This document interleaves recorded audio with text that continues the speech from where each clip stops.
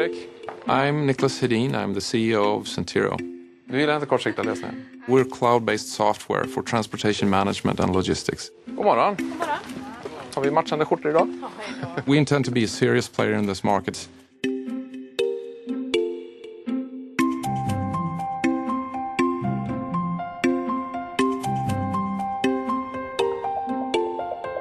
I always call the customer and ask them, why did we win?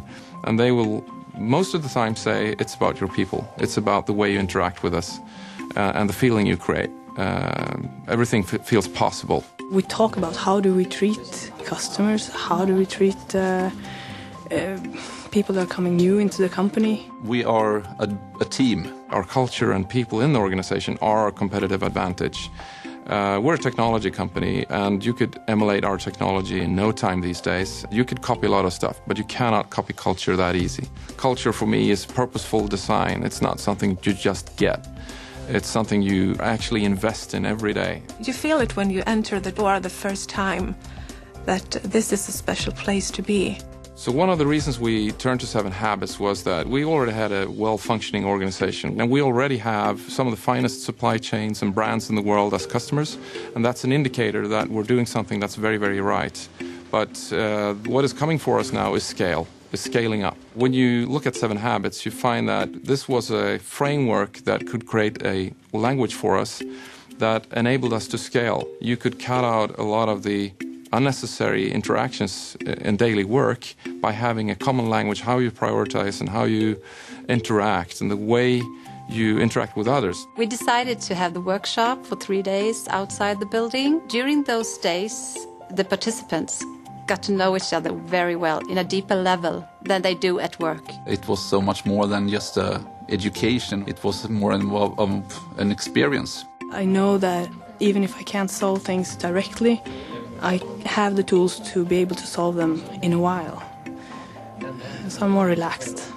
Nicholas models the 7 Habits by using the framework and the language. He's serious about this. You can't stand on the beach and be swimming at the same time. For me, it's important to understand what it is that we put people through. So it was only natural for me to go through the facilitator training and also facilitate myself. It's not me telling you to use 7 Habits. It's me actually being the 7 Habits. So if I'm talking about prioritization and worrying about people's time, I better not interrupt people and create Q3 or quadrant 3 activities. For us as leaders, for us as a company, it's only natural to worry about the whole human being. Because when we do that, when we create that certainty and comfort, we get the trust that we need in the organization in order to perform well. It starts with good morning. It's real simple. How are you?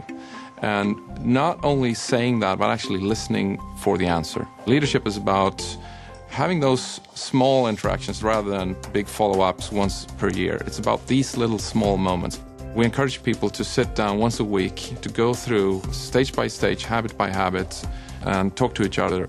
And they really start to ask the questions outright. So is this important, or is it just urgent, or is it both? And you start to see people organizing their work around that. What we found is that it's not only talking about the habits, they actually create much, much deeper relationships within the organization. And that has a tremendous effect on how people interact and work later. When we look at the results we get from 7 Habits, one of the things that come away from it, first and foremost, is the feeling from the employees that we invest in them. Whatever investment you make in the long run with people will make a difference.